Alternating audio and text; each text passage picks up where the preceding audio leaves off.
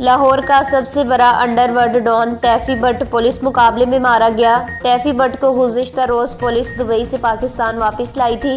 تیفی but رحیم یار خان کے نزدیک پولیس مقابلہ میں مارا گیا۔ ذرائع اسی پر مزید احوال جان لیتے ہیں لاہور سے کرائم رپورٹر اللہ وسایہ سے۔